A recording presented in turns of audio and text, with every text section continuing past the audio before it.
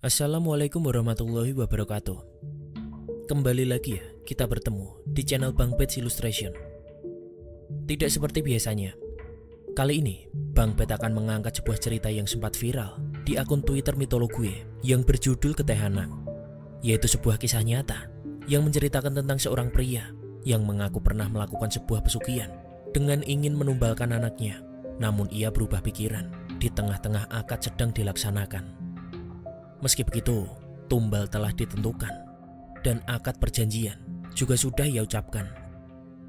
Ia akhirnya diteror oleh sosok iblis yang kini menuntut mahar dari perjanjian itu. Alhamdulillah, Bang Pet sudah berhasil mendatangkan seorang narasumber yang memiliki pengalaman yang hampir sama, yaitu membatalkan akad pesugihan. Namun sang iblis memanfaatkan kelengahannya dan tetap menagih janjinya.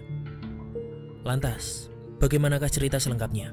Simak video ini ya, dan selamat datang di channel Bang Pets Illustration dalam segmen Podcast Bersama Bang Pets. Digoyang-goyang, jadilah kayak sebutir darah kental gitu. Sebutir darah kental? Iya, semacam kayak buah apa ya, bulat segini. Dia teriak-teriak, "Ayah sakit, ayah sakit, ayah sakit." Dan di situ saya kaget bahwa saya pernah berangkat ke suatu kota untuk melakukan hal ritual sugihan anak ini, berarti anak untuk jadi kaya.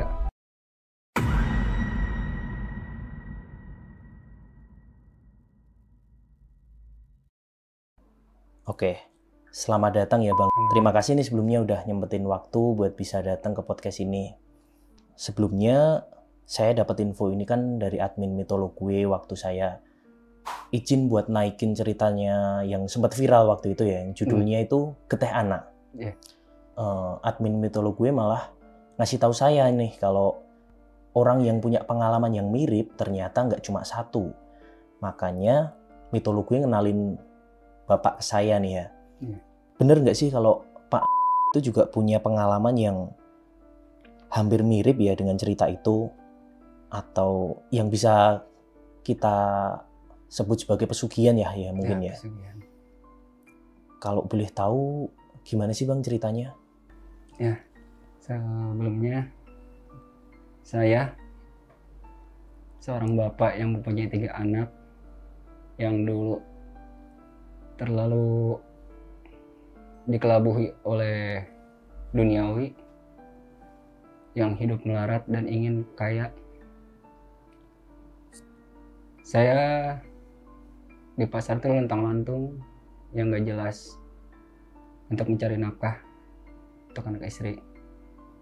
Dan biasa kita kumpul bareng anak-anak itu. Dan tiba-tiba datanglah seorang teman saya yang bisa disebut berinisial A itu. Dia pernah mengajak saya, "Lu mau nggak jadi kaya? Jadi kita hidup jangan kayak gini terus." Ya spontan saya bilang, ya maulah, siapa sih orang yang nggak mau kaya, apalagi langsung kayak mendadak kayak gitu.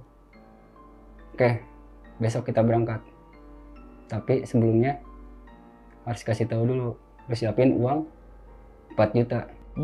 Dia minta uang dulu Pak? Iya, 4 juta. Tanpa banyak basa-basi, saya carilah uang itu. Dan sehari itu saya dapat uang itu. Bisa dapat di hari itu ya Pak? Nah keesokannya saya temuin orang itu. Dan siangnya kita langsung berangkat langsung. Iya. Dari sana. Ternyata kita tuh bukan langsung berangkat langsung ke tempat intinya itu. Kita dibawa ke rumah dia dulu. Oh gitu. Ya, ke sebuah, ada di daerah sebelum Jawa juga sih. Oke. Kita sampai di sana langsung bertemu sama bapaknya yang ngajak saya, teman saya ini. Temennya itu ya? Iya. Dan tanpa basa-basi, bapaknya pun udah tahu kedatangan saya ke sana mau ngapain. Iya. Ngobrol, tibalah habis maghrib sekitar jam 7 jam 8 gitulah. saya diajak sama bapaknya ke belakang rumah di suatu semacam pemakaman keramat, pemakaman tua. Kita di sana diadain ritual terlebih dahulu, dan ternyata saya kira tepatnya di situ, dan ternyata kata bapaknya bukan. Beda tempat ya Pak? Iya. Terus diajak ke kuburan keramat itu buat Iya. ngapain Pak? Nah, kata dia, kita nyari buat kekebalan tubuh kamu untuk berangkat nanti ke sana. Oke. Kirain saya mau cuma wirid gitulah. Ternyata dia ngambil gelas tuh, semacam kayak gelas buat teh kecil seperti ini. Iya. Dia langsung datangin makam tua itu. Dia melakukan ritualnya saya kurang ngerti. Ternyata dalam kuburan itu muncullah asap. Oh gitu. Dari kuburan muncul asap. Dia ngambil gelas, ditelungkupinlah gelasnya ke asap itu. Iya. Nah, si asap itu masuk ke gelasnya, digoyang-goyang, jadilah kayak sebutir darah kental gitu. Sebutir darah kental? Iya, semacam kayak buah bulat segini. Semacam kayak empedu gitu ya Pak? Iya, darahnya segini. Tapi itu darah ya? Darah kental. Oke. Dan itu kata bapaknya, minum. Pertama saya takut. Ini buat apaan? Ini buat kekebalan tubuh kamu, buat jaga kamu nanti di sana. Kita belum tahu resikonya bagaimana di sana. Oke. Tanpa saya banyak basa-basi, karena pikiran saya pengen kaya. Akhirnya saya minum lah. Setelah keesokan harinya, kita berangkatlah, prepare. Saya ngasih uang dulu untuk nyewa mobil untuk berangkat ke satu kota. Itu dimintain uang lagi atau yang 4 juta kemarin itu Pak? Dari 4 juta itu udah buat sewa mobil juga. Oh, sewa mobil Ya. sekalian. Nah, setelah perjalanan itu saya merasa aneh. Biasanya kalau berjalan saya suka inget buat perjalanan, oh di sini lewat sini. Iya. Nah, pertengahan dari kota A ini nyampe ke suatu desa, kita udah nggak sadar. Yang di dalam mobil itu udah nggak sadar. Nggak sadar maksudnya gimana itu Pak? Antara tidur sama enggak. Oh gitu. Jadi Dan nggak tahu lingkungan jalan tuh bagaimana. Oke. Nah, setelah sore itu kita baru sadar itu udah ada di perkarangan rumah si dukun. Gitu. Jadi setelah semacam Bapak itu diberi bekal ya tadi Iya. di kuburan keramat itu, untuk dengan tujuan dibekal itu untuk ketemu si dukun ini. Ya, bisa jadi seperti itu karena si bapaknya ini ngomongnya untuk kekebalan tubuh saya untuk nanti kejadian di sana seperti apa kita belum tahu. Oke, jadi Bapak memang sebelumnya belum tahu mau dibawa ke tempat dukun ini mau diapain itu belum tahu. Kalau yang soal rencananya saya udah tahu, tapi dalam cerita sesungguhnya untuk melakukan ritual seperti itu saya kurang tahu. Oke. Iya. Nah, setelah itu kami semua masuk, bertemulah dengan si dukun itu, dan di sana pun saya nggak banyak cerita. Dukun hanya ngomong, ya silakan masuk, cuma nanya kabar, uangnya dibawa apa enggak. Nah, setelah itu uang maharnya saya kasih si dukun. Itu mahar beda lagi Pak dengan yang tadi atau masih sama? Sama. Yang 4 juta itu? Iya. Oke. Setelah itu uang dikasih ke si dukun, dan dukun itu pun pamit sekitar jam 7 jam 8 malam itu. Iya. Pamit, ternyata dia membeli untuk sesajen. Oke. Tinggalkanlah kami di sana bertiga. Sekitar jam 9 jam 10-an dukun itu datang, udah bawa persiapan semacam sesajen dan buah-buahan. Ya. Datang nemuin saya. Sampai udah siap untuk melakukan ini? Siap bah. Ya wes katanya. Ngomongnya seperti itu. Ya. Berarti si Mbah Dukun ini sekali lagi meyakinkan ya, Iya. menanyakan soal Bapak ini tekadnya udah bulat. Benar-benar bulat apa enggak iya, gitu. Karena ingin kaya. Iya. Nah setelah ngobrol-ngobrol, dia nanya lagi, sampean udah siap kan melakukan ini? Siap bang. Siapa yang mau ditumbalkan? Kaget saya, tumbalkan. Ya anak saya yang pertama bang. Karena saya nggak banyak pikir panjang. Emang kenapa anak pertama? Ya mungkin dia udah rada besar, udah gitu rada membangkang lah, biarpun masih kecil juga. Iya. Ya udah, tapi dari mbah ini nggak bakal mungkin menargetkan bahwa yang mau diambil itu siapa. Oh siap bah, yang penting saya bisa kaya.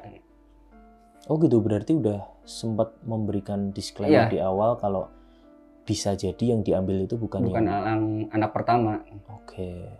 Yang penting saya bisa kaya mbah. Ya wes katanya. Sekitar jam 11, jam 12-an tengah malam itu saya langsung dibawa ke kamar. Iya. Ke si Mbak Dukun. Dan di kamarnya pun bukan semacam kayak kamar biasa ya. Di kamar itu nggak ada kasur, tapi ada kelambu, ada sesajen, ada kendi wadah air gitu, semacam wajan. Dan di sana ada sesajen buah-buahan, buhur, rokok-rokok panjang itu.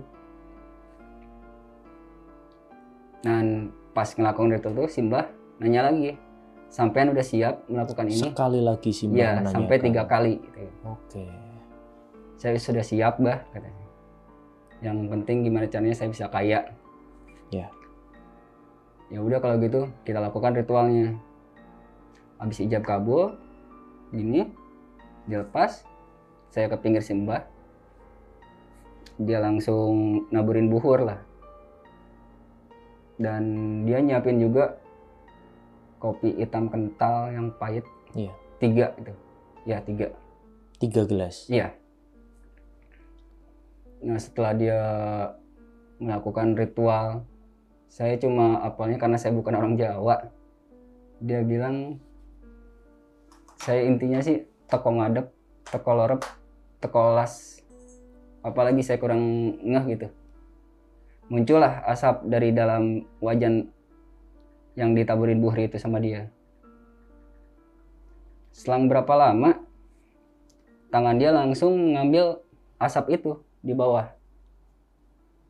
Diginiin, ternyata muncul semacam ruh, masih samar-samar, dia teriak-teriak, ayah sakit, ayah sakit, ayah sakit. Dan di situ saya kaget, selang berapa lama kok muka itu jelas kayak anak terakhir saya. Itu wujudnya asap tapi itu Pak? Iya, tapi setelah diginiin semacam kayak hologram gitu. Oke. Jadi si muka anak itu ngomong, ayah sakit, ayah sakit. Dan itu ada suaranya dari ada asap suaranya, itu? Jelas banget suaranya. Dan setelah ditarik kembali, sebelum ujung kaki itu, kata Simbah, lihat ke depan kamu. Langsung muncul uang 3 karung, tapi semacam kayak emas, soalnya itu koin-koin emas gitu. Oh gitu, jadi begitu si dukun memperlihatkan calon yang akan ditumbalkan itu, iya, itu udah ada uang di belakangnya. Ada di depan mata saya itu. Padahal itu belum ada. Sebelum itu nggak ada. Belum ada. Oke. Nah di sana saya pertamanya bahagia udah ngeliat uang. Setelah ditarik kembali mau sampai kaki, itu muka hampir jelas banget jadinya. Iya. Anak terakhir saya yang jadi diambil. Dan saya bilang, bah, kenapa anak terakhir saya yang diambil? Bukan yang pertama, perjanjian anak pertama saya. Iya. Ya, saya nggak bisa menentukan, kata si ini. Siapa yang mau diambil dalam alam gaib ini? Setelah mau ditarik lagi, saya bilang, bah, stop. Saya nggak bisa kalau anak terakhir saya yang diambil. Karena itu anak kesayangan saya banget. Oke, gitu. Yang benar-benar saya sayang. Nah, setelah itu, si Mbah nggak terlalu mendengar kali. Saya nyampe bilang 2 kali, Mbah, stop. Sebelumnya mbahnya masih melanjutkan lagi? Mbah, stop. Setelah saya ngomong stop itu, si uang yang di depan mata saya itu nggak ada, langsung hilang. Oh gitu, Dan yang dikarungin tadi ya? Dan tangan si Mbah langsung gini lagi. Oke. Setelah itu si Mbah bilang, sampean gagal. Nah, saya di sana langsung drop, ngedown, antara takut anak hilang, tapi uang saya juga hilang. Oke. Dan setelah itu ritualnya nggak jadi, habis, beres, dan si Mbak bilang lagi, udah sampean gagal. Padahal tadi udah Udah mengucap ada di ijab depan ya mata. Pak? Iya. Oh ya, buat ijab itu apa yang diucapin Pak? Atau apakah mirip kayak ijab nikah atau beda lagi Pak? Ijabnya pas tangan kayak gini. Itu dia sama bilang- dukunya ya? Iya, karena dia bahasanya Jawa yang saya Iya. kurang ngerti. Oh gitu. Dia hanya, saya fokusnya sampean siap apa enggak. Karena temen yang nyupirin saya itu kan orang Jawa, jadi dia tahu. Dan nerjemahin, ya saya siap. Iya. Dan itu ketiga kalinya sama, kata-katanya sama seperti itu. Oke. Tapi waktu di dalam itu temennya nggak ikut, jadi Nggak. Bapak nggak terlalu tahu apa yang Iya, hanya saya sendiri. diucapin, mantranya juga nggak Nggak, tahu. hanya saya sampai sekarang masih ingat hanya itu doang. Apa itu? Teko ngadep, teko lerep, teko welas, apa gitu. Oke. Jadi saya tanya ke orang sih katanya itu kayak buat pengasihan. Oh iya. Artinya iya. itu. Dan setelah itu, setelah dibilang gagal itu, saya drop antara nggak percaya nggak percaya dan ketakutan juga. Karena mungkin baru pertama kali saya ngelihat langsung di depan mata saya. Si anak Bapak tadi itu dalam bentuk asap itu tadi ya Pak? Iya, semacam kayak hologram, gimana sih hologram? Iya. Iya. Iya. Jadi kayak muka, kakinya ada. Dan itu teriak-teriak ya Pak? Real Kesakitan langsung kayak. gitu. Real. Wow. Dan bilang ya, ayah sakit, ayah sakit. Sampai sekarang saya nggak bakal lupa itu. Dan Kenangan pahit itu saya. adalah anak yang sebenarnya sangat Bapak sayangi Iya. ya di situ. Itu anak yang emang benar-benar saya mau gitu. Oke. Dan setelah itu saya disuruh keluar. Ternyata si mbaknya nggak ada di kamar juga. Setelah Mbahnya? saya keluar, si mbaknya nggak tahu kemana gitu. Atau mungkin dia ritual lagi ke mana. Tapi saya ditinggal sama yang bertiga di situ. Di Sama luar. temennya itu? Iya. Dan kita tidur lah. Ternyata teman saya subuh-subuh itu udah nggak ada. Berarti Bapak itu nginep semalam di situ, Iya. waktu bangun temennya udah nggak ada? Temennya saya udah nggak ada. Saya ditinggal. Wah. Yang bikin sakit hati saya harus pulang tanpa uang sepeser pun dari kota tersebut nyampe hampir ke rumah saya. Itu jaraknya kira-kira berapa kilo itu Pak?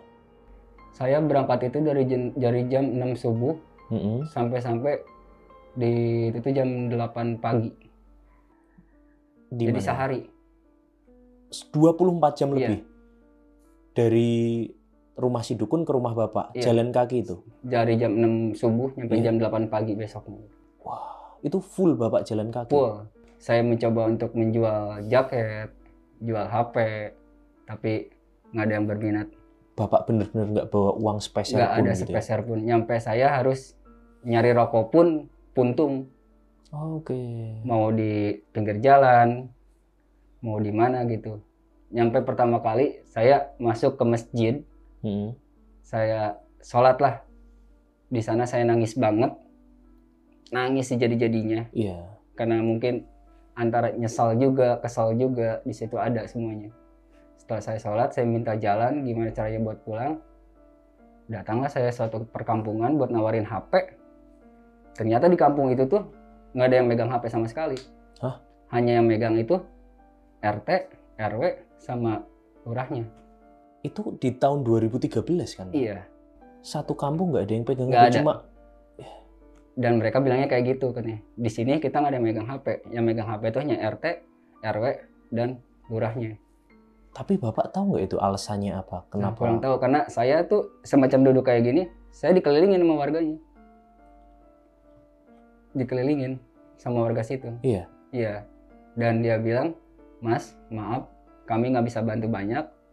Ini uang 50 buat Mas buat jaga-jaga di jalan untuk makan."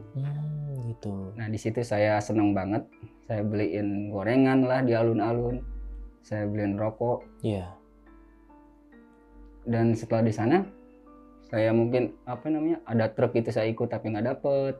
Akhirnya saya terpaksa jalan terus lah, nyampe ke jalan yang ke Jakarta. Di sana saya baru plong. Saya kenal, oh ini jalan sini nih. Jadi berarti nggak terlalu jauh. Setelah saya sampai di rumah kakak saya ngeliat udah jam 8 dan di sana saya langsung dimarah-marahin sama kakak saya. Berarti waktu ketemu di desa itu tuh masih malam hari, Pak? Iya. Di desa yang nggak bawa yang HP nggak itu ada tadi? HP itu. Nyampe jaket saya pun mau saya jual, mereka nggak mau. Oke, itu waktu Bapak masuk ke desa itu Bapak yang masuk dengan sendirinya Saya atau diundang? masuk dengan sendirinya. Masuk, terus Saya nawarin HP dan Iya. jaket ke penduduk sana. Dan mungkin penduduk sana juga ketakutan kali.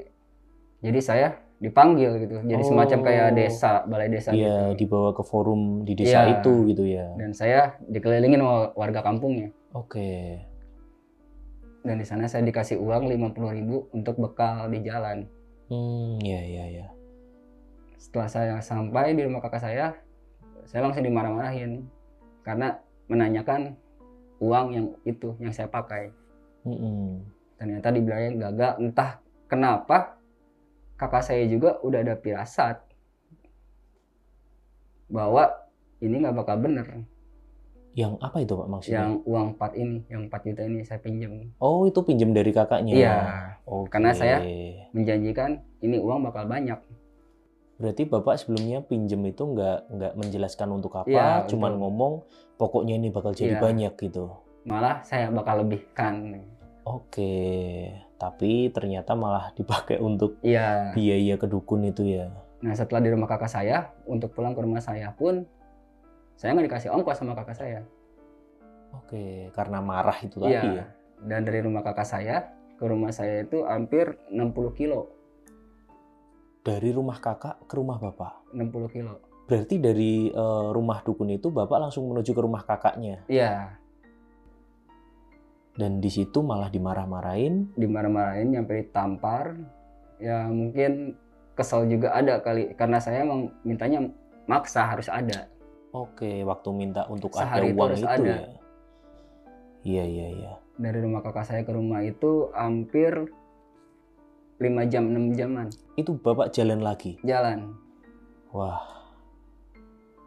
Di sana saya udah nyampe rumah udah kusem, kucel, udah nggak berbentuk lah. Dan setelah saya mandi, dan orang tua baru nanya, gimana hasilnya dari sana? Dan saya nggak cerita untuk ngegetih anak ini, buat pesugihan ini. Saya hanya bilang ke orang tua, gagal. Dan orang tua pun kecewa. Itu Bapak bilangnya mau ngapain itu? Nah, saya ada suatu macam mau barter kerja lah sama temen. Kalau ngomong ke orang tua. Nah kata orang tua, ya udah sabar aja, nanti uang kita cari lagi.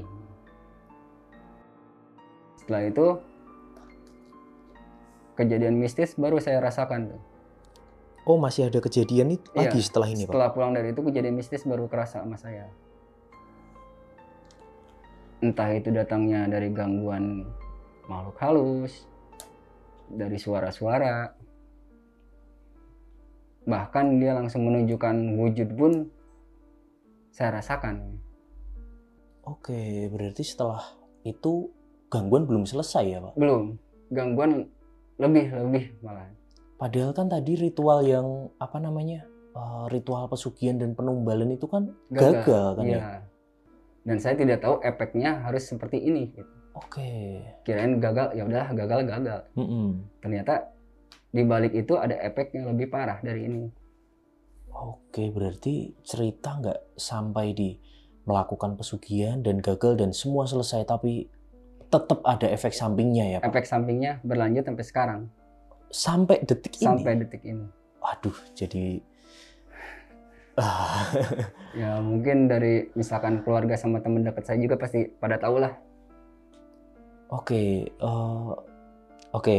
mungkin Bapak bisa cerita sedikit ya, gangguan-gangguannya itu semacam apa, Pak? Kalau misalkan dari rumah saya sama istri, antara jam 3 subuh sampai jam 6 itu, di dinding pasti ada yang ngetok-ngetok. Suara ketukan di dinding? Ketukan. Tok, tok, tok. Setelah dilihat, nggak ada. Oke. Berulang lanjut, dan saya bilanglah ke istri, dan istri nggak percaya. Itu bapak aja yang dengar? Iya. Tok tok, paling itu suara cicak kali. Dan saya pikir cicak nggak bakal mungkin ngetok seperti kencang gitu. Iya, suaranya beda juga ya Pak. Dan itu pun nggak ada yang ngedenger. Suara ketukan itu nggak ada yang denger. Dan saya ceritalah ke mertua saya, ini setiap jam segini kenapa ada yang ketok-ketok terus. Karena penasaran, keluarlah dari rumah jam 3 itu. Ternyata nggak ada siapa-siapa. Oke, dari sumber ketukan itu tadi nggak ada siapa-siapa Pak? Dan mertua pun nggak percaya, nggak ada suara, cuma pendengaran kamu sendiri kali. Tapi bener, saya setiap malam tuh nggak pernah tidur semenjak kejadian itu. Oke, karena selalu ada gangguan itu ya Pak? Udah hampir berapa bulan gitu saya nggak pernah tidur malam. Wah. Saya hanya bisa tidur di antara jam 7 pagi, kalau nggak jam 8 pagi. Jam 7 pagi itu baru mulai tidur? Iya, baru bisa tidur. Oke. Wah. Dan setelah itu mungkin keluarga nggak percaya, istri saya yang sedang duduk dekat pintu dekat dapur, ditunjukkanlah sama sosok tinggi gede. Ada penampakan? Iya. Dan kami yang di rumah lagi pada ngobrol itu nggak ada yang ngeh. Istri langsung teriak, kaget, melihat sosok gede tinggi semacam genderuwo, tapi nggak berbulu. Genderuwo nggak berbulu? Iya, semacam kayak genderuwo tinggi gitu. Wah. Jadi badannya seatap, kepalanya nggak kelihatan. Gimana Pak? Kepalanya nembus ke plafon atau gimana gitu? Kepalanya nggak kelihatan, cuma badannya doang. Berarti lihat badannya aja? Iya. Dan di situ istri kaget, teriak histeris, tapi kami semua nggak ngelihat. Iya. Dan di situ nanyalah ke mertua laki-laki, mungkin itu ada yang iseng kali. Ya, ada yang gangguin mungkin gitu ya. Dan kita udah nggak fokus lagi ke sana. Dan setelah itu berlanjut, sifat saya jadi berubah. Berarti sebelumnya dari keluarga Bapak sendiri juga nggak ada yang tahu kalau Bapak itu sebenarnya sebelumnya pernah coba-coba buat nggak ada mau pesugihan gitu, nggak ada? Saya nggak pernah cerita ke siapa-siapa, hanya saya dan teman saya doang yang tahu. Oke. Dan sampai ada gangguan itu pun mereka taunya ya itu diganggu, mungkin ada yang iseng gitu ya Pak? Karena mungkin waktu dulu kan daerah sana, daerah rumah saya masih kental dengan kayak gitu. Iya. Dan mungkin jenuh kali melihat perubahan saya yang drastis, yang dulunya sering kerja, terus nggak pernah minum, nggak pernah apa. Setelah itu saya tuh sering judi, sering mabuk. Oke. Tapi setelah itu malamnya, kenapa gua gini ya? Saya bertanya-tanya lagi, kenapa saya harus kayak gini gitu. Padahal cuma minum doang gitu. Dan tanpa saya sadari, saya tuh judi itu nyampe harus berbekas hutang jadinya. Oke. Dan setelah itu mungkin istri saya jenuh, udah gak kuat dengan sifat saya, dibawalah saya ke tempat yang bisa gitu. Iya, mau tahu bagaimana kenapa saya bisa berubah. Dibawalah saya ke Bunda, namanya Bunda lah. Iya. Nah setelah baru saya masuk, jabat tangan dengan Bunda, kamu langsung masuk aja ke kamar. Bunda seakan langsung tahu ya? Iya. Saya juga kaget, istri kaget, mertua kaget. Masuk aja ke kamar langsung. Iya. Di kamar saya diam menghadap tembok. Selang berapa lama, keluarlah sosok semacam cewek. Di dalam di kamar depan itu? Muka saya banget. Sosoknya jelek, hitam, bau. Jadi si muka kayak kulitnya kayak kekelupas-kelupas gitu. Dan dia ketawa, nyengir. Saya kaget. Semua orang lihat? Nggak. Hanya Bapak yang lihat? Nggak ada yang dengar, nggak ada yang ngelihat. Dan Bunda pun di luar. Berarti Bapak baru masuk sendirian di dalam situ? Saya katanya disuruh semacam semedi gitu. Oh gitu, oke. Dan ternyata yang keluar sosok wanita yang jelek rupa. Saya keluar dan Bunda bilang, maaf saya nggak bisa ngeluarin. Ngeluarin apa Bun? Istri saya bilang gitu. Ternyata di badan suami kamu ini ada 3 sosok. Oke. Padahal saya ngerasa saya nggak pernah berilmu, saya nggak pernah minta, nggak pernah apa-apa macam-macam. Ternyata di badan saya ada 3 sosok, Pak. Dan ditanyakan, emang sosoknya apa? Dan pertama itu ular berkepala 3. Ular berkepala 3. Iya. Dan saya nggak tahu bentuknya gimana gitu, ular berkepala 3. Dan yang kedua Bagaspati. Apa itu? Bagaspati. Bagaspati. Iya. Banaspati. Banaspati. Iya. Oh iya, Banaspati tahu. Ya. Yang itu yang bikin saya emosi terus katanya. Oh gitu, karena dia itu api ya Pak ya? Ya, Banaspati saya kurang tahu. itu Karena api. apa ya, semenjak itu saya ngerasa kayak jago gitu. Oh gitu. Jadi misalkan ada orang yang marah-marah, saya lawan. Tantangin aja Iya. gitu ya. Oke. Dan satu lagi tuh sosoknya, yaitu yang nampakkan ke istri saya. Cewek itu? Bukan, Yang yang badannya tinggi gede.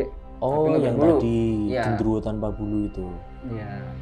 Oke, lah terus buat cewek yang tadi Bapak lihat, cewek hitam jelek itu tadi. Nah, bunda itu nggak ngejelasin ke saya. Dia hanya bilang, saya nggak bisa ngobatin suami ibu karena dia ditanamnya sama orang lain, harus ke Ditanam ya? orangnya langsung yang nanamnya. Oke. Dan di sana istri baru nanya, emang lakuin apaan? Saya ingat-ingat lagi, saya nggak pernah berguru, saya nggak pernah ngapa-ngapain. Iya. Udah jujur kata bunda.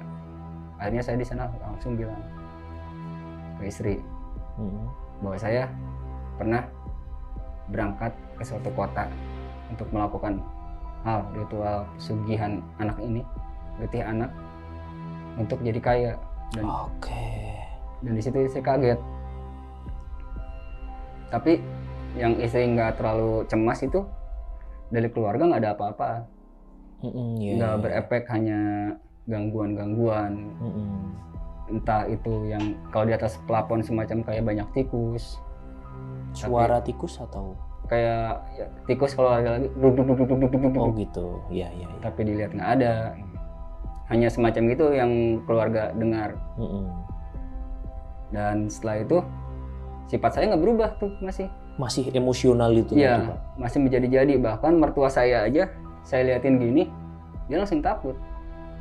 Dia ngerasa katanya ada sosok hitam gede katanya di belakang saya. Dan saya nggak percaya itu. Sampai-sampai saya datang ke rumah orang tua saya buat ketemu kakak ipar saya. Ternyata benar. Dia kaget ngeliat saya. Ada sosok hitam gede di belakang saya katanya. Iya. Nah setelah itu istri saya bawa saya, ada satu orang semacam kayak ustadz lah. Saya dikenalkan, baru nyampe masuk rumahnya, muka saya udah panas. Muka saya panas, kayak udah nggak terima gitu. Mungkin saya masuk, saya kayak nggak boleh masuk. Baru masuk ngelangkah doang, muka saya langsung panas. Panas itu bener-bener perasaan. Muka panas. saya langsung merah. Oh gitu. Muka saya. Dan kata ustadz itu, wah ini nggak benar katanya. Saya langsung dibeliin kelapa hijau dan dikasih minyak apa saya nggak tahu gitu. Saya suruh minum. Baru di situ saya baru bisa masuk tuh. Dan ceritakanlah saya kenapa gini. Jadi saya dibawa mandi sama si ustadz itu. Iya. Di setiap ada penjarahan, ada tempat mandinya, saya dimandiin. Dan di situ di badan saya tuh nggak keluar, malah ada suara kayak cewek kuntilanak. Waktu mandi itu. Oke. Ya, ini saya. Sama Pak. Nah kata si ustadznya, udah lanjut aja terus mandi. Sampai saya mandi di kali besar, itu nggak ada efek. Berarti sama Pak Ustadz ini dibawa ke banyak tempat ya Pak? Hampir di 8 penjarahan saya pernah mandi. Istilahnya semacam mungkin diruat gitu ya, atau berusaha buat diruqyah. Iya, tapi bukan ruqyah langsung berhadapan-hadapan, tapi dengan cara memandikan. Oke. Dan di sana pun tidak berhasil, dan saya juga harus mengeluarkan uang juga buat itu. Akhirnya istri pasrah itu istri. Dan entah kenapa saya langsung ngomong ke mertua laki-laki saya. bahwa saya jenuh hidup kayak gini. Sholat nggak pernah, ngaji nggak pernah, hidup luntang-lantung, marah-marah. Kata mertua, ya udah kita telepon guru bapak. Ternyata mertua saya juga punya guru. Oh gitu. Ya, didatangkanlah dari ada sebuah desa masih dekat rumah saya juga. Datanglah guru mertua saya itu. Dia baru datang pun dia langsung nggak fokus, baru masuk ke rumah saya juga. Guru mertua saya udah nggak fokus. Ketemu jabat tangan sama saya gini, langsung gini. Tapi saya nggak ngerasain. Gemeter gitu Pak? Iya, tapi saya nggak ngerasain. Okay. Si guru bapak saya ini, mertua saya. Setelah malamnya, saya lagi tidur dibangunin sama mertua. Ayo ke kamar dulu. Saya nggak tahu mau diruqyah tuh pertamanya. Ternyata saya diruqyah sama guru mertua. Langsung tuh berhadapan-hadapan. Iya. Dan di sana saya nggak sadar. Kata istri saya ngamuk. Ngamuk waktu itu? Ngamuk. Tapi Bapak nggak tahu kalau? Nggak tahu. Okay. Nyampe ditahan 8 orang pun nggak ada yang kuat. Iya. Langsung karena nggak bisa, besoknya dicoba lagi. Dicoba dengan berapa orang saya nggak tahu. Katanya bisa keluar 2. Dari 3 itu tadi? Iya. Okay. Yang keluar itu ular berkepala 3. Iya. Sama Banaspati ini. Yang Banaspati itu? Iya, keluar.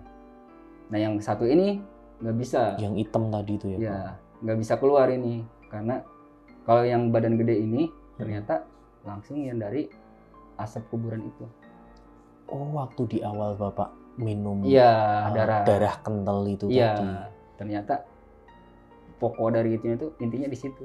Oke, berarti 3 sosok itu sebenarnya itu yang ditugaskan buat jadi apa namanya tadi? Buat kekebalan tubuh itu tadi ya? Iya. Tapi ternyata malah mengganggu setelah malah hidup saya hancur jadinya. Oke. Saya bukannya kaya, bukannya apa, malah hidup saya nambah melarat. Iya. Nah setelah ketiga kalinya baru tuh bisa dikeluarkan. Yang ketiganya ini. Tapi guru mertua saya langsung wanti-wanti. Kamu harus rajin sholat. Kamu harus ngaji. Iya. Kalau misalkan kamu nggak sholat, nggak ngaji, ataupun kamu semacam kayak bengong, dia masuk lagi. Kalau semacam kayak copet itu, dia lagi mantau di pintu. Semacam apa? Kalau semacam kayak copet. Kayak copet? Ya kayak copet gitu, dia mantau dalam pintu. Apa itu Pak maksudnya? Yang badan gede ini. Misalkan ngintip di pintu gitu. Itu masih sering ngeliatin ke Bapak? Kalau kamu nggak fokus, pasti dia masuk lagi. Makanya kamu harus ngaji, harus sholat rajin. Pokoknya ini ada selalu mantau kamu dari mana-mana pun. Berarti walaupun udah dikeluarin, sosok ini tetap mengintai Bapak terus dari jauh ya berarti? Ya. Dan saya coba buat sholat, buat ngaji, ikhtiar lah pokoknya semuanya. Iya. Saya coba kerja untuk merubahlah hidup saya buat kerja. Ternyata kirain saya udah beres di situ. Ternyata belum. Oh gitu. Masih berkelanjutan. Saya kerja hampir blank pernah. Hampir mau ketabrak kereta. Oh, Bapak kerja di mana itu? Saya dulu di kereta. Hampir ketabrak kereta. Karena blank. Gimana itu Pak blanknya Pak? Ya saya lagi jaga di tengah-tengah peron itu. Saya nggak ngeh kalau kereta masuk 2 arah. Oh gitu. Saya tahunya cuma 1 arah. Ternyata di belakang saya itu kereta udah mau masuk. Nggak denger gitu atau enggak? Gimana? Bertepatan di depan saya pun ada ibu-ibu yang mau nyebrang. Dia pun tidak tahu. Ibunya juga nggak tahu? Kalau nggak ditarik sama orang di belakangnya, mungkin saya kena, ibu juga. Ibunya juga kena. Kalau buat Bapak yang narik siapa Pak? Itu saya pas ibu-ibu teriak itu, saya langsung fokus. Ternyata kereta nggak jauh lah dari saya itu. Iya. Saya langsung minggir. Di sana saya istighfar, semuanya saya ucapin. Iya. Hanya tangan doang yang kena. Kena apa? Kena yang semacam buat, ini kan pintu masuk. Iya. Ada besi di pinggirnya nih. Ya, pang, sini langsung bengkok. Waduh, masih ada Pak? Ini saya. Bekasnya. Ini jadi nggak ada di dalam ini. Yang mana, Pak? Ini dalam ini jadi nggak ada. Jadi bulat aja di sini.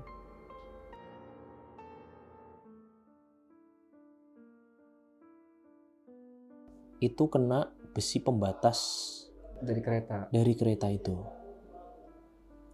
Oke. Nah setelah itu saya yang aneh, uang saya selalu hilang.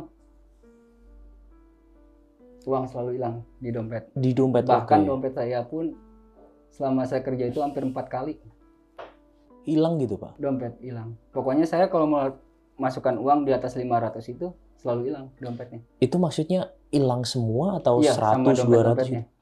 Kalau yang pas kerja ini, Iya. sama dompet-dompetnya selalu hilang. Itu biasanya sama Bapak dikantongin atau ditaruh di mana? Dimasukin ke gitu? celana. Nggak lama kok, paling 1 menit 2 menit gitu. Saya baru ngeh, saya cari udah nggak ada. Padahal itu Bapak bener-bener inget habis masukin ke Iya. kantong, Dan langsung itu pun hilang gitu? jarak nggak jauh.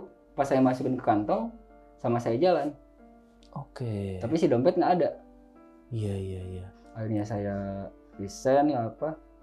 Dan setiap saya punya uang, saya malam ngitung, misalkan saya punya uang 1 juta nih. Iya. Tadi pagi hilang 100 kalau nggak 200. Itu padahal sama Bapak malamnya dihitung, Iya. disimpan, paginya dicek Paginya langsung langsung hilang. hilang. Iya. Berkurang gitu ya, Pak? Berkurang. Sampai saya berantem sama mertua saya karena saya disangka nuduh mertua Oke, karena iya. pagi-paginya. Dan itu bukan sekali 2 kali, Itu sering, Pak? sampai sekarang. Sampai sekarang Sampai pun? sekarang kejadian. Berarti belum, apa ya, Bapak belum mecahin kayak hilangnya itu kenapa Nah gitu? itu yang saya pengen tahu tadinya. Dan katanya sih istri sama mertua bilang saya pernah nggak sadar uang itu sering diambil sama itu yang tinggi besar itu. Yang hitam itu? Iya. Berarti sampai di waktu itu masih mengintai terus ya? Iya. Dan saya pun makanya saya kurang ngerti kenapa gitu uang saya selalu hilang. Dan dari keluarga ngomongnya, bohong lu, masa uang bisa hilang, masa uang bisa terbang, nggak bakal mungkin lah. Itu yang saya alami. Sampai udahlah, uang kasih ke istri, kata saya. Dan istri pun ngerasakan sekali uang hilang. Istri juga Iya. mengalami kehilangan uang itu, sekali. Pak? Itu waktu di mana, Pak? Itu waktu di kamar di rumah. Bu, ini uang, pegang. Saya dapat uang. Pokoknya pegang, ditaruh di lemari. Nggak ada 1 lembar. Oke. Nah, setelah itu kejadian masih normal. Masuklah 3 bulan pas mau masuk puasa. Iya. Masuk puasa, saya pikiran udah rada aneh lah gitu. Udah nggak enak hati, udah gimana. Iya. Saya coba sholat terus. Pas batal di 2 hari, 3 hari mau lebaran lah. Malamnya. Kenapa itu, Pak? Saya disuruh ke pasar sama kakak. Iya. Buat bantuin lah, buat ngepak-kepak barang. Dan di sana saya dikasih uang 500 sama kakak. Iya. Itu kakak yang sama yang sebelumnya pernah? Bukan, kakak saya yang kedua. Oh, beda lagi. Iya. Setelah pulang, tepat setengah 12 itu saya pulang ke rumah. Saya ngantongin uang 500, tiba-tiba saya belok tuh dari motor. Pergi ke warung. Iya. Tiba-tiba saya pengen beli rokok, Marlboro merah, Marlboro putih, Gudang Garam, Jinggo, Surya, rokok yang nggak saya doyan. Itu tanpa Bapak sadari Iya. atau gimana, Enggak. Pak? Saya pengen beli aja gitu, karena ada uang. Padahal itu uangnya Pengasih untuk dari- belanja kan? Iya, saya beli rokok dan aqua saya pegang gini di motor itu. Iya. Dan rokok ada di celana di tas kelempang saya. Iya. Habis beli itu, saya bawa motor. Saya biasa ngerasa motor bawa pelan. Oke. Ternyata saya lihat hampir 120 km per jam. Speedometernya itu hampir 120 km per jam. Tapi saya merasa bawa tuh pelan. Tepat nggak jauh dari warung itu, ada motor depan saya. Iya. Jadi saya ke kanan, dia ke kanan, saya ke kiri, dia ke kiri. Saya nggak bisa ngelak, dia nggak bisa ngelak. Berbenturan. Tabrakan lah. Dan saya merasakan itu melayangnya hampir 100 meter. Pak Asril terlempar dari motor terlempar itu. Dan pas saya bangun, saya masih kuat bangun itu. Masih kuat bangun, kata saya, itu coba tahan, orang nabrak gua. Ada penjaga komplek gitulah di sana. Iya. Takutnya kabur, saya bilang gitu. Pas saya berdiri, langsung bruk jatuh. Ternyata pas saya lihat, jari saya udah nggak ada 2. Jari kaki ya, Pak? Jari kaki nggak ada 2. Oke. Di sana saya kaget, saya histeris, teriak, langsung dibawa ke rumah sakit. Dan di rumah sakit pun saya nggak ngerasa pingsan, nggak ngerasa apa, hanya kedinginan doang, nggak ngerasa sakit, darah ngucur, semacam kayak mancur darah juga keluarnya. Oh gitu, waktu Pas darah dari darah kaki itu ya, Pak? Iya. Sampai di rumah sakit, akhirnya besoknya harus dioperasi. Jadi belahnya tuh semacam kayak buah gitu, panjang dari sini ke sini. Panjangnya. Kakinya kebelah gitu, Iya, Pak? Iya, belah. Si jari nggak ada 2. Wah. Itu kena motor itu tadi berarti Iya, ya, Pak? jadi kaki saya itu masuk ke rem kaki, ditabrak sama dia. Oke. Saya langsung terbang ke bawah. Dan sehari abis saya operasi itu, yang nabrak saya datang ke rumah sakit. Dan dia menjelaskan, saya demi Allah saya nggak ngelihat ada motor di depan saya. Saya bawa biasa aja, tapi tangan saya yang menggerakkan. Harus Itu ke kanan, jadi kayak ada ngegerakin sendiri katanya. Itu dari orang yang... Dari orang yang nabrak saya. Oke, berarti nggak cuma Bapak yang waktu itu mengalami keanehan ya, Pak? Dari yang nabraknya juga pun aneh. Dan setelah dicek sama keluarga saya, kan saya habis keluar dari rumah sakit itu, dia datang bawa motornya. Iya. Lecet tidak ada, motor tidak rusak, dia pun nggak ada kegores sama sekali. Itu yang motor siapa, Pak? Yang nabrak saya itu. Loh? Dia nyampe bikin aneh, kata dia juga. Padahal saya nabrak kenceng. Iya. Tapi motor saya nggak lecet. Saya nggak kenapa-napa. Setelah saya periksa, iya. Dia nggak sama sekali robek dikit pun nggak ada. Tapi Bapak dan motornya? Saya parah. Motor saya hancur. Depannya pun nyampe patah. Motor saya.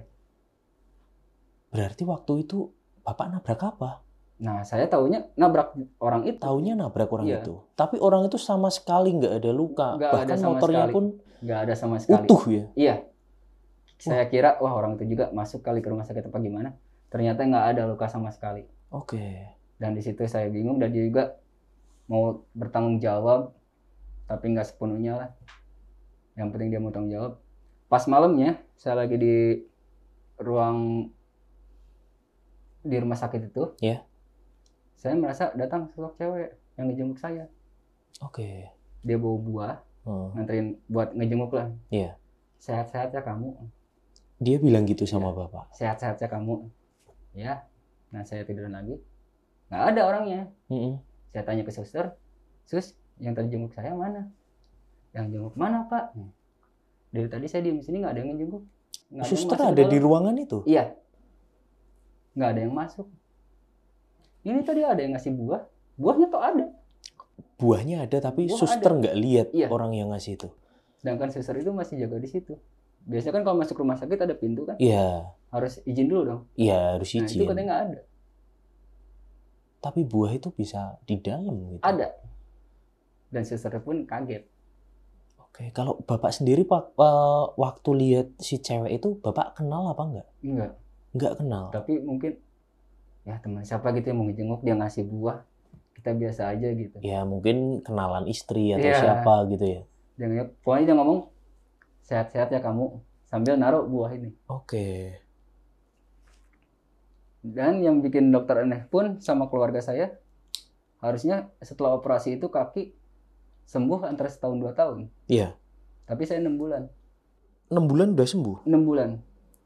Dan bikin teman-teman kayak saya kaget, saya bisa main bola pakai tongkat.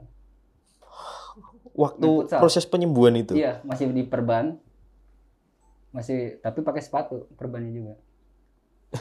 Kaki di perban itu Bapak berani pakai sepatu? Iya, sambil pakai tongkat. Itu nggak ngerasain sakit atau emang Nggak. nekat atau gimana itu? Enggak. Tapi setelah perban dibuka baru bukan semacam darah, kayak berair gitu lah. Oke. Makanya kaget, harusnya kan setahun 2 tahun lah habis dioperasikan, apalagi belah gitu, jahitan belum itu. Saya 6 bulan. Dan itu bukan maksudnya bukan hal yang lumrah gitu, Iya. langsung main futsal. Iya. Makanya anak-anak juga kali, sampai istri saya pun buat apaan main masih kayak gini. Dan yang bikin saya drop nyampe sekarang belum saya nyampe hilang, dan saya benar-benar minta maaf ke istri.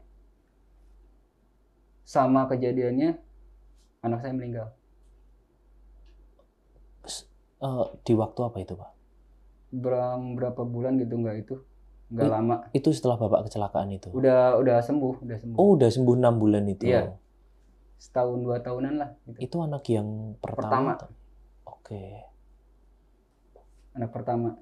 Itu kalau boleh tahu nih Pak, maaf sebelumnya ya Pak, itu meninggal karena apa? Nah, saya juga kurang paham itu kenapa meninggalnya. Sakitnya enggak, apa enggak? Enggak sakit sama sekali? Enggak sakit sama sekali. Sore pun masih diajak main. Masih ya ketawa-ketawa lah. Iya. Pas saya datang, baru nyampe pintu masuk gitu, dia langsung nangis, meluk saya. Ya Allah. Saya pangku.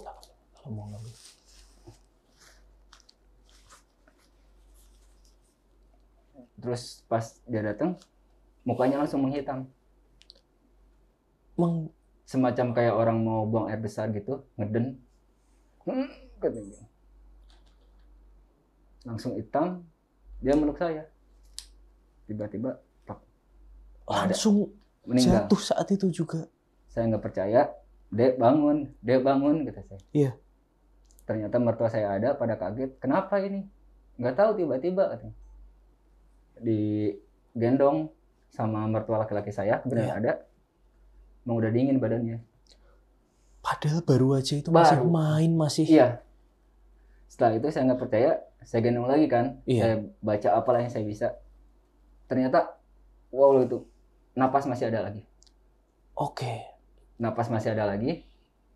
Setelah saya bilang, maaf ya dek. Dia senyum, sambil ngeden lagi, mukanya hitam doang, mukanya doang yang hitam. Semacam kayak mau ngeden gitu. Akhirnya langsung meninggal. Di sana saya terpukul banget. Saya langsung sujud ke istri, minta maaf. Mungkin gara-gara itu kali.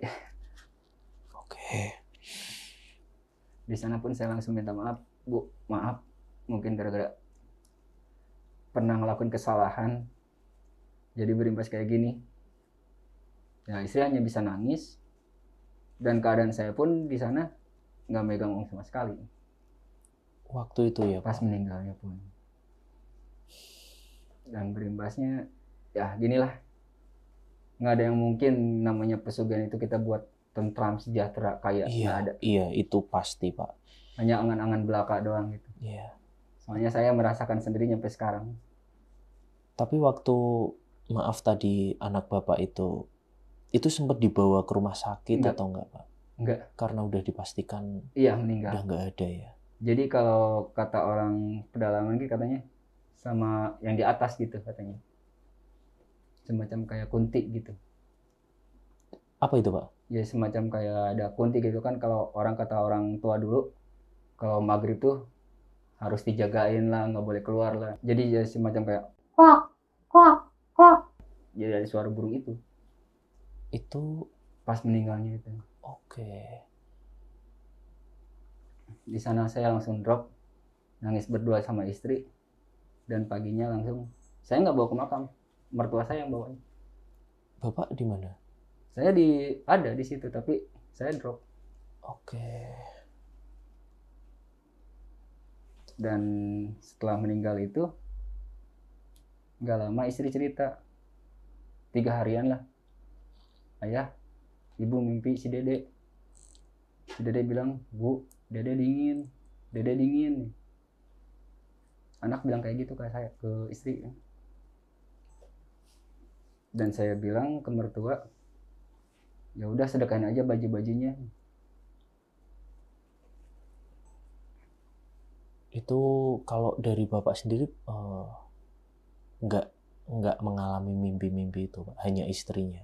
Kalau saya mimpi banyak yang harus diceritakan, tapi gimana ya?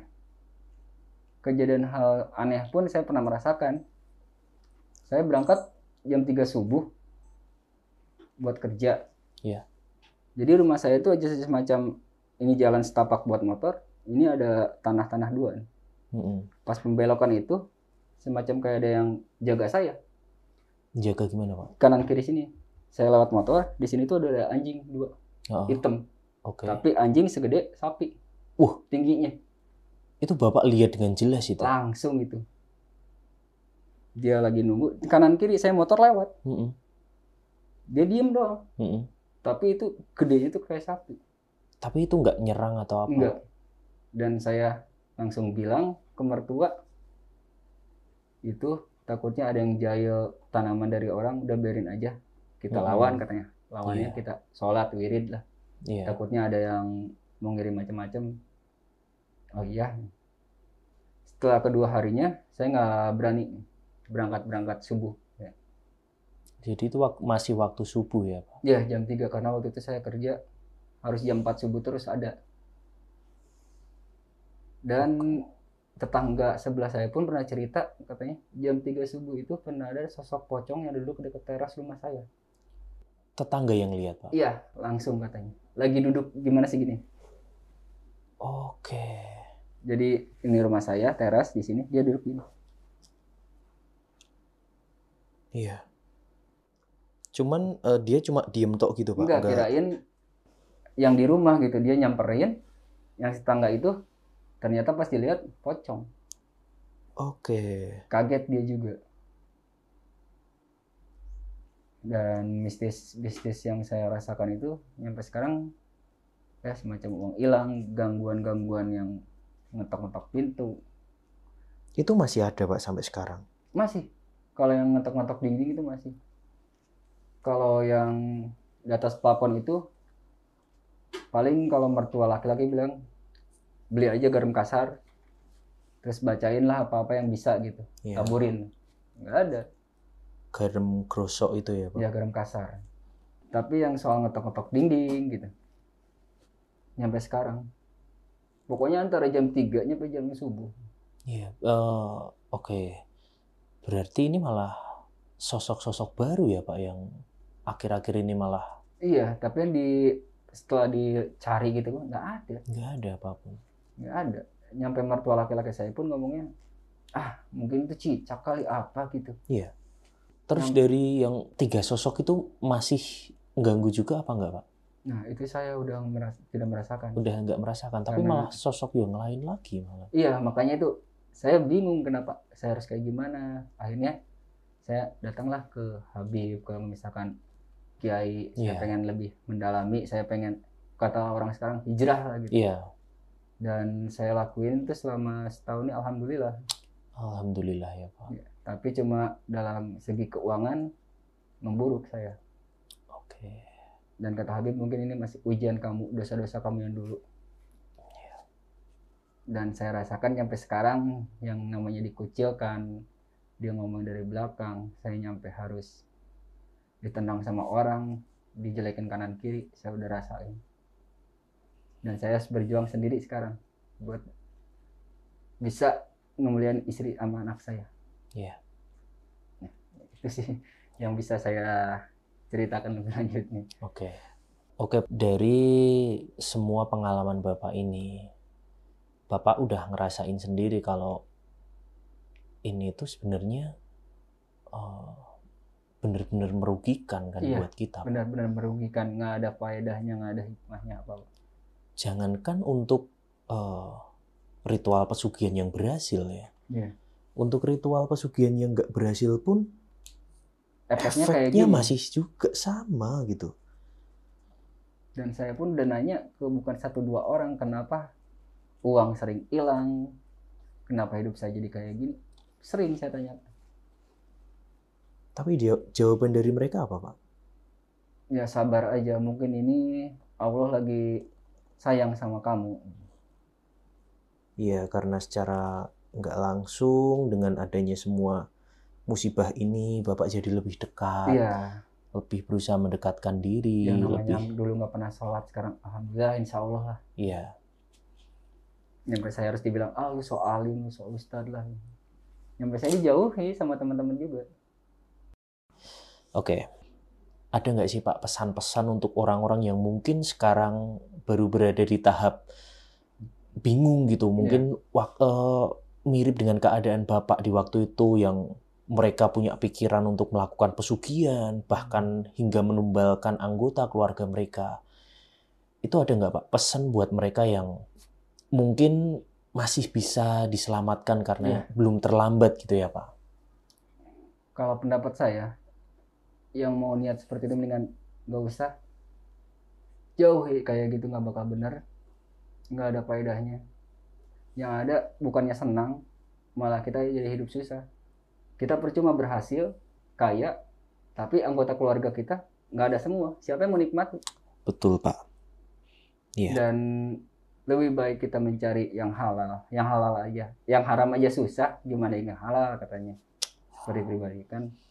Mendingan kita sabar, karena Allah tuh kan udah menentukan jalan masing-masing. Betul. Dan jodoh, maut, sama rezeki pun udah diatur. Iya. Pasti ada jalannya lah. Iya. Dan itu yang saya pegang sekarang. Biarpun saya dikucilkan, saya dijauhi, saya banyak hutang juga nggak apa-apa. Iya. Pasti ada jalannya, karena Allah pasti ada selalu buat kita. Iya. Semua sudah diatur porsinya masing-masing Iya. Pak. Oke. Terima kasih udah bersedia untuk membagikan sedikit kisah hidupnya yang mungkin bisa menjadi pelajaran buat kita semua ya Pak. Sudah seringkali juga saya bawakan kisah-kisah tentang pesugihan, tentang penumbalan, dan itu semua hanya tipu daya setan Pak. Iya benar. Itu semua hanya Kasat mata kita sesaat doang. iya, hanya sebuah kesenangan yang benar-benar sesaat. Oleh karena itu selalu juga Bang Bet tegaskan untuk teman-teman yang mungkin sekarang sedang di titik terendahnya, itu adalah cobaan yang pasti akan bisa kita lalui. Yang jelas jangan pernah kita memohon selain pada Allah yang Maha Kuasa dan Maha Pemberi. Semua cobaan ini akan berakhir. Banyak sekali. Iya, pasti ada jalannya. Saya harap ada jalan yang terbaik mungkin nantinya. Semoga kesalahan di masa lalu bisa diampuni, bisa dimaafkan, dan bisa kembali ke jalan yang benar. Amin ya Allah. Itu harapan saya. Oke, terima kasih Pak sudah datang di podcast Bang Bets ini. Sekian dan wassalamualaikum warahmatullahi wabarakatuh. Waalaikumsalam. Ya, terima kasih Pak. Sekian kronologi cerita yang bisa beliau ceritakan pada segmen ini. Ada sangat banyak pesan yang bisa kita ambil dari kisah beliau. Sudah berkali-kali juga Bang Bet tekankan, kalau tidak ada pesugihan apapun dan dengan cara bagaimanapun yang akan memberikan keuntungan, semua itu hanyalah tipu daya setan yang akan menjebloskan kita ke dalam jurang kehancuran, entah apapun itu kenikmatan yang akan kita terima di awal. Sekian sepenggal kisah yang bisa Bang Bet sajikan kepada teman-teman semua. Teruslah hidup di jalan kebenaran dan jangan pernah meminta apapun selain kepadanya, Sang Penguasa alam semesta. Wassalamualaikum warahmatullahi wabarakatuh.